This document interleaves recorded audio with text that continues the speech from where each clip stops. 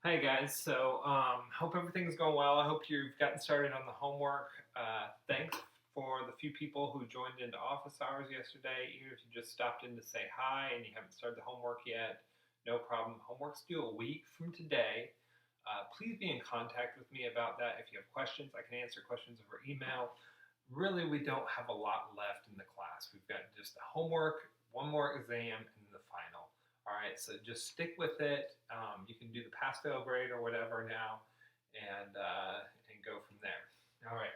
So what we're going to start into is this is actually section 12.7 on spherical coordinates.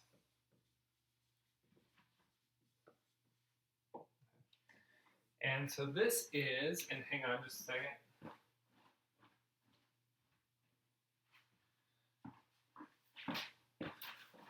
Forgot to grab my notes.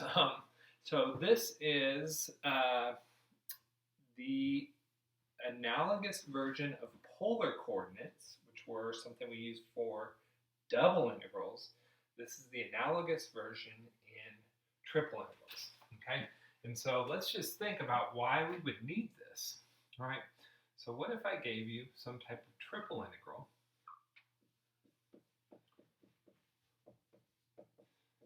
So there's my triple integral. But now, I told you the region of integration is, let's say, a ball.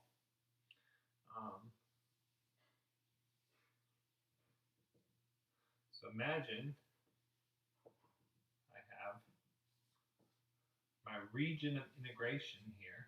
This is the solid ball B, which if you think about it, let's just say it's a radius 1.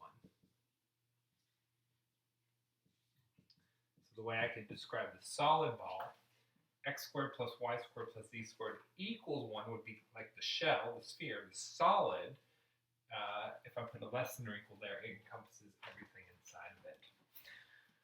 Okay, so here's my b, and I want to do this triple integral. So it's the triple integrals, if you guys are working through those right now, remember, they don't have a nice visualization like single integrals and double integrals. Single integrals are an area under a curve.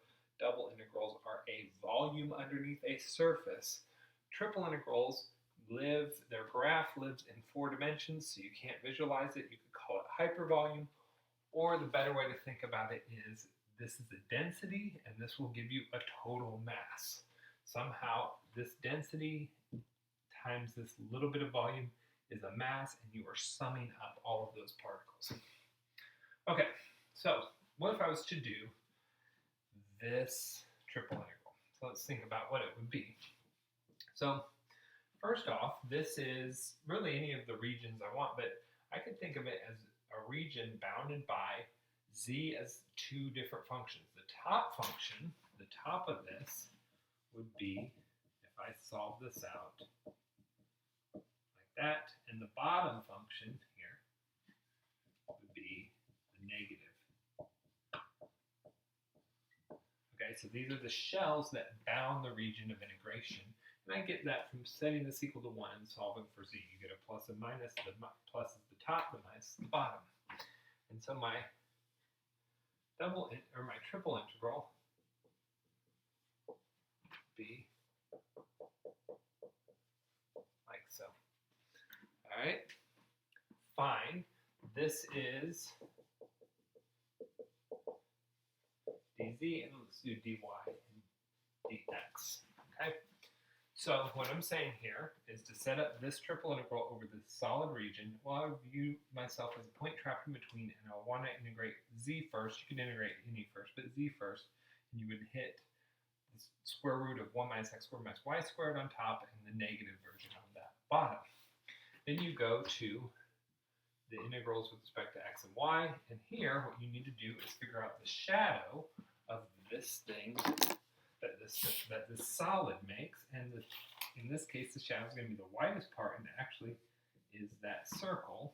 Let me draw that down here like this. This is x and y, and here's my circle. Okay. Okay, so fine. Now I need to do the double integral. What goes out here is the double integral over these regions. And if I integrate y first, I hit square root of 1 minus x squared on top and the negative version of that on bottom. And then if I go on x, it's 0. Okay, so the point I'm making here, this is setting up a triple integral. Hopefully this is starting to make sense how this works.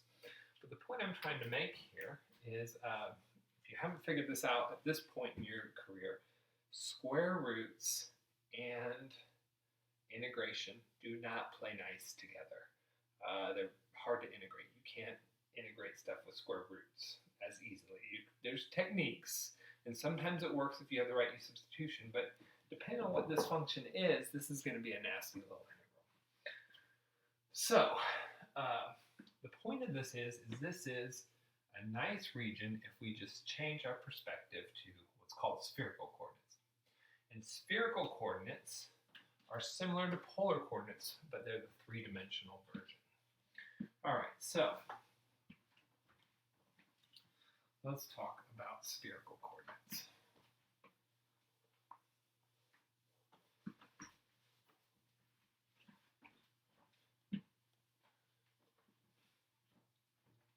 Okay, so recall polar coordinates. Let me just talk about polar coordinates for a second. So just do the two-dimensional version. These are polar coordinates. And just the idea of them is to get to a point, well, you can do the rectangle coordinates. I can go out x, go up y, or I can stand here and turn an angle theta and then go out directly to that point r, and we have a relationship. All right, well, let's go into 3 dimensions now. So in 3 dimensions, things get much more complicated, but that's okay. So say I have a point out here. Okay, so the point x, y, z. Well, what that point means is that I walk along the x-axis, x units. I walk out parallel to the y-axis, y units, and I walk up z units. Here's x, the y, the z. Those are the rectangular points. Well, how could I do this in 3 dimensions? Well, what I could do is instead, I could stand at the origin, and I could turn to the plane where this thing is cutting into it. So this would be like an angle theta. And then I could tilt my head up a certain angle and look up straight at that point and walk straight out, and let's call that rho. Okay? Now, what spherical coordinates are is they are actually analogous to the way longitude and latitude works on the Earth. Now, there's one little difference. Longitude and latitude basically work the way I just described from looking up. The way mathematically things work is if we actually call this angle phi right here, that is how we're going to do things. Okay? And now we can actually derive how these things are equal to. And if you don't follow this derivation, at the end of the day, just the formulas work. Same thing with polar coordinates. X is equal to r cosine theta, y is equal to r sine theta. So our polar coordinates actually show up in the spherical coordinates if I call this r. So what is r? Well, it's not, rho is the distance from the origin to my point I'm trying to get to. R is like just the distance that's projected down in the xy plane. And this is just the standard polar coordinates, okay? So we don't want r in our formula, though. We want our formula to be in terms of theta, phi, and rho. Okay, well now if we look, this triangle right here, if I make this triangle and move it over here, what I have is, here's a picture of it. Here is phi, here is rho, and this is r. And so I can actually figure out things in terms of the trig function of this. Okay, so the trig functions of these guys are, well, first off, z, by the way, one last thing. This is actually the height, and this is z. And so, let's see here. cosine of phi is adjacent over hypotenuse is z over rho. Okay, or another way to write that is z is equal to rho cosine phi. All right, also sine phi is r over rho. And if I combine that with these two things, yes, let me actually write that out. R is rho sine phi. If I take and plug in that r right here, then I get formulas for z, x, and y in terms of rho, theta, and phi. Okay, and so let me erase all this. Here is the formulas. I get x, which is r cosine theta, and r is rho sine theta. Rho sine theta cosine phi, y rho sine, rho sine phi cosine theta, rho sine phi sine theta, and z is rho cosine phi. And these are our polar coordinates. Okay? So these are the polar coordinate formulas. And once again, what I remind you is here is the idea of polar coordinates. Well, my idea is if I have some point in space, well, it lives on a unique sphere, okay? Centered at the origin, this point in space does. Edges right there. All right, so how do I get to that point? Well, first off, I stand here and I look where this thing hits the xy plane, and I tilt my angle around theta until this hits the xy plane. If you think about this, theta is akin to longitude along the Earth. Basically, I'm looking at these lines, and I move my theta to match up with one of these lines where my point is. Then what I do is that from the top, I come down along this line to that point, that's phi.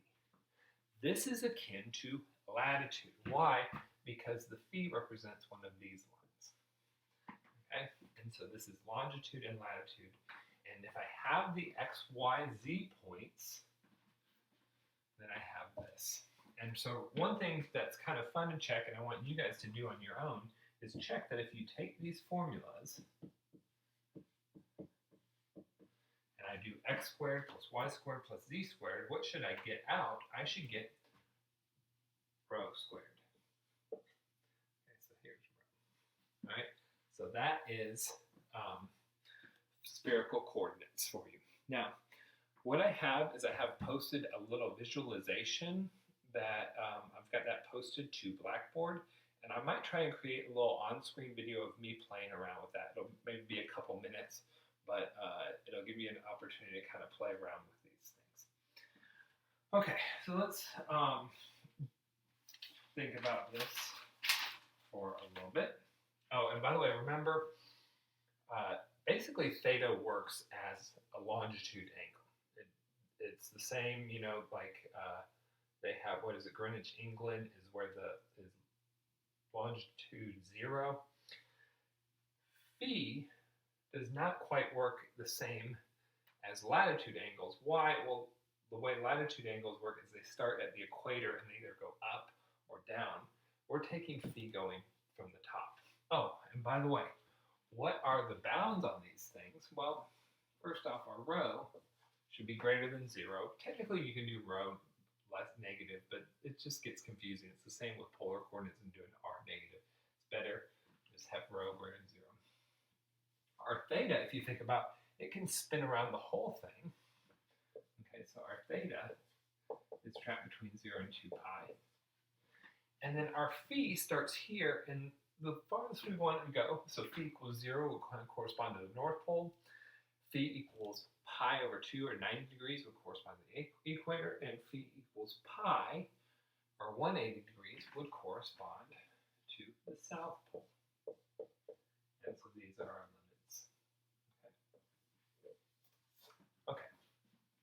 So for now, let's just try and do a few little easy examples.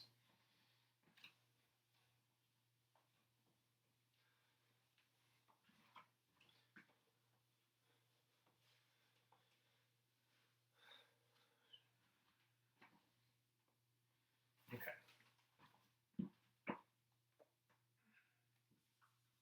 So example, plot rho theta phi, and you usually write them in this order: rho theta phi. So remember, this is equal to 2 pi over 4 and 3 pi over 4. All right, so before we plot this guy, let's see, and find the x, y, z values. Before we plot this guy, I want you to just visualize what octant this point, this spherical point, lives in. Okay? All right, so let's think about that. So this is the kind of radius, the distance away this point from the origin. So that doesn't really tell us what octant is, because that's just the distance away. What really determines the octant is these angles. All right, so this is the theta, and what it's saying is we turn pi over 4 in the xy plane, if you want to think about it that way. So here's the pi over 4. Okay, and now this is the angle that comes from the North Pole, from the z-axis, z, y, x, and it comes down. Okay, so what this angle is, it's 3 pi over 4. That's bigger than pi over 2, and so what it is it comes down right here. All right, and this angle right here will be p equals 3 pi over 4. And so I actually don't know what octant this is called, but I can tell you right now what signs in terms of plus and minus the x, y, and the z coordinates are going to have. So the x and the y coordinates are going to have both positive, all right? And the z is going to be negative. So it's in this octant down here. All right, so let's actually figure out the point, and you can just do this using the formulas. 2 sine of 3 pi over 4 cosine of pi over 4. And so that's the x value. Let's see, what is sine of 3 pi over 4? That is root 2 over 2. So it's that. This is 2, root 2 over 2, root 2 over 2. And so this is, that's 2, 1. Is that right? Yep. And likewise, y, 2 sine 3 pi over 4, sine 3 pi over 4, again root 2 over 2, again root 2 over 2, and 2, so this is also 1. And then finally, z is 2 cosine 3 pi over 4, and the cosine of 3 pi over 4 is negative root 2 over 2, so this will be negative root 2. And so our point here is, in terms of, I'm just going to write it up here. This is 1, 1, negative root 2. All right, so there we have it. I know this picture is not super satisfying. That's just the way these things work. It's hard to draw three-dimensional things on a two-dimensional whiteboard. All right, so let's do just a couple more, and then that'll basically be it for today. So do one more example.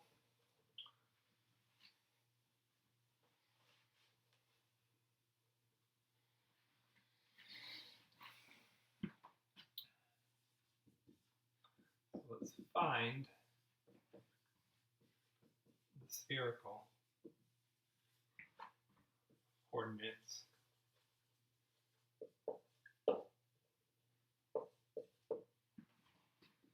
for points x, y, and z. So here I'm going to give you the rectangular coordinates. You have to find the spherical coordinates. So this equals 0, 0, negative 1, b, 1, root 3, 2, root 3.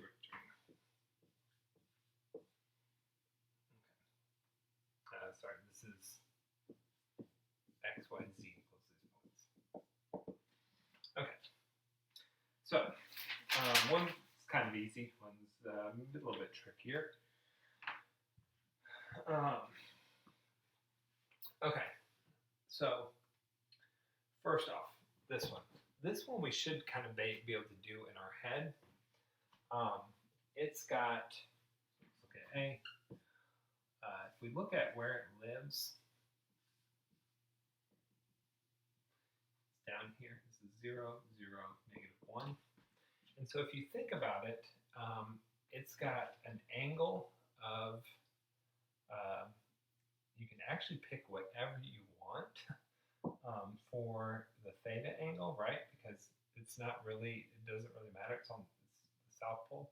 But the key thing here is that the angle of this guy is pi, okay? And you also have that the rho, the radius, is 0 squared plus 0 squared plus 1 squared, square root of that, which is 1. And it turns out you can have any theta. Any theta will work, okay?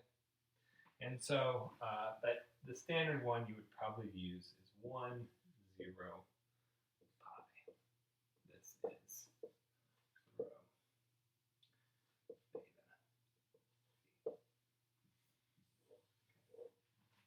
All right. And by the way, you can have any theta here because you don't ever actually come into the xy plane. You actually just stay on that line. All right, so let's look at B. And I'm going to erase this so we have some room. Let me write this up here. This is what we're trying to find.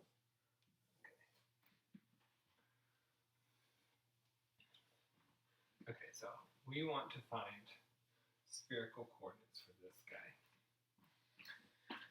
All right, so first off, this is like in the first octet, all of the coordinates are positive. You can actually plot this out relatively easy. Let's go ahead and do that. So it's over 1 over square root of 3 and up 2 square roots of 3. So, you know, it's slipping right there. I don't know if this helps, but this is square root of 3, 2 square root of 3, etc. Okay, well, first off, let's figure out the radius. This is going to be helpful with polar. And so if I square all these numbers, it's 4 times 3, it's 12. Is that right? That's 16. And so you take the positive square root of that, it's 4. Okay, so that's good. So in other words, it's a distance of 4 away from the origin. Okay. How can we figure out the other angles? Well, we know now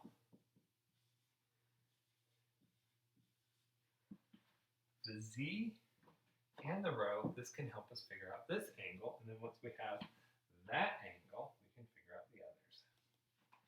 So cosine is equal to z over rho. Z is 2 square root of 3 over 4, so square root of 3 over 2. That should be a familiar cosine angle, square root of 3 over 2. And what angle is that? I believe it is pi over 6. I had to think about that. I had to think about the unit circle a little bit. And now we're basically home free because, for instance, now I can do, I can use this formula.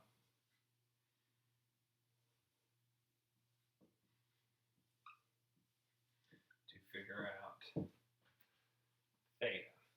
so again, x here is 1, rho is 4, sine of pi over 6, I believe, is a half, and then cosine of theta. And so if I solve for cosine of theta, this is a half. And so theta is what? Theta is pi over 3. There you have it. All right. So the spherical coordinates of this angle are the following: 4 pi over 3 pi over 6. Okay. All right. So that's all for today, guys. We'll next time what we'll do is we will look into doing triple integrals with these spherical coordinate change variables. It's very similar to the polar coordinate things we did where we have this formula, and we'll go from there.